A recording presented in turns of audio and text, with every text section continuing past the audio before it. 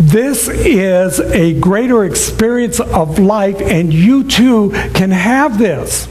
Not my job, but you too can have this experience of consciousness.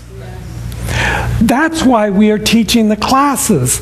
That's why we offer these books. That's why we're following these 365 days of richer living. Not because I want you to read this. I want you to be this. The life of God in me, I have nothing to fear.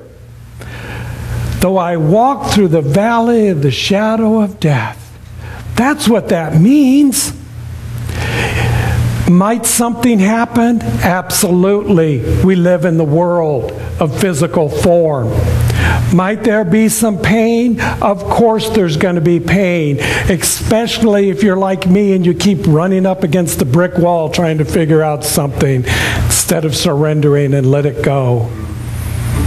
Move into the power and the presence of the God within you. Might there be some suffering? This is where we have choice. Ernest Holmes says in the Science of Mind textbook, when man, and he was of that period where there was gender,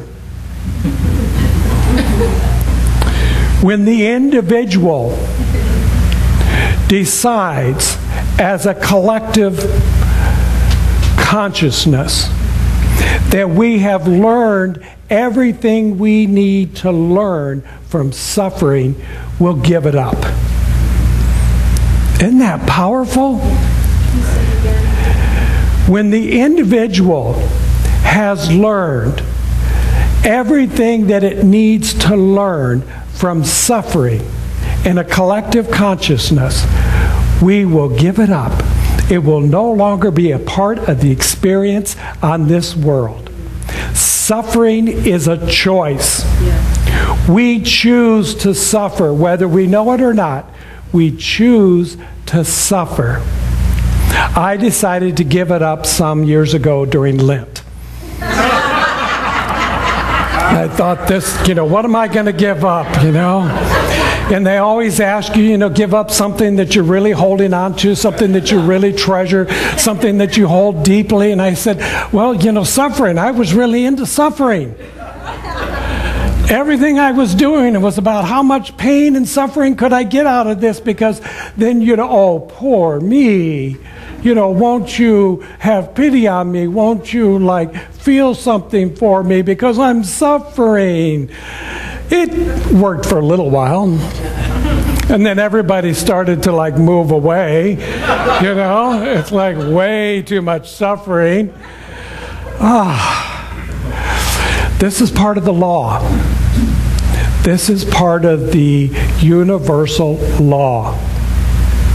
Suffering is a choice. Understand that. Everyone I meet is part of the same wholeness in which I live. Everyone I meet is part of the same wholeness in which I live. Except for them out there someplace. Anybody else go there? Oh, you guys are so good. You're the choir. I love this. But there is that opportunity when we're watching the news, when we're listening to the political debates, when we're watching all of the activity that's going on and around and about this country, and we think, they're part of the same wholeness in which I live. That's not where I live. See how easy we open up that door? And then we wonder why somehow negativity and lack and limitation entered into our mind, into our life, and into our experience. Now, I am going to Washington, D.C., because I think it's time that they had a little bit of presence. I'm going there for a vacation. So let me make this perfectly clear. When I go on vacation, I expect you to be here, supporting Reverend Doug as he is going to be speaking, and he's wonderful, and he wants to be loved and nourished and nurtured by you. So I would like you all to be here as he shows up and be a part of that. Mary will be taking names. We're going to do wide view on the camera, so we'll have evidence. We'll make sure that you're all here. But while I'm there, I want you to collectively think about sending the love across the country. And I'll be the receiver. You all be the transmitters. And I'll be the receiver. And the week that I'm there in Washington, D.C., I'll just spread that love around. I'll spread it out to see how well it goes, so that we can bring some harmony into the system and the structure of which we're living. Now, this is what's happening. And I tell you, folks, New Thought is the up-and-coming next great impulsion into the world. And it has already filtered itself into Starbucks. No, you laugh. I brought evidence. I never say anything that's not true. 1926, Ernest Holmes wrote this book, The Science of Mind. And in there, he talked about how individuals, how people, how all of us are on the path of consciousness. And we are in an upward spiral of life. These are his words. We are in an upward spiral of life, that we are moving into a greater consciousness of understanding the experience in which we live. He says about this upward spiral that if you can imagine that spiral, that we are forever coming back around to the experience and the condition. So the experience and the condition, it might be relationships, it might be jobs, it might be authority, it might be religion, it might be theology, it might be illness, it might be prosperity or the lack thereof. Whatever it is, we keep coming back around to it. The great hope is that as we're in the upward spiral, when we come back around to it, we're at a higher level. So when I'm in my fear and I'm down here and I see something going on, I feel very small and helpless and hopeless, and I don't know what to do.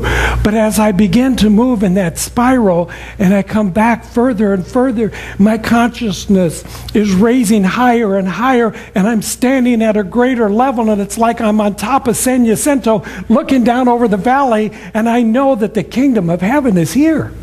Yes. So here's what Howard Schultz, the CEO for Starbucks, says.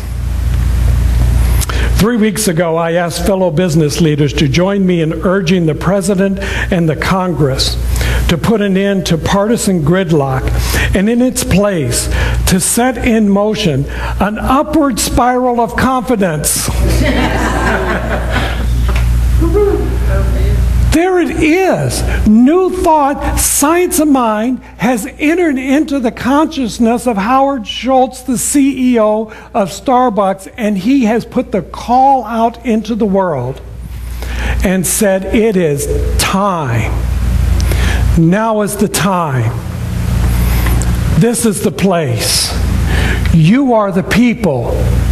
And it doesn't matter if we are political or we belong to a party or we're of one gender or another gender. That is not the issue.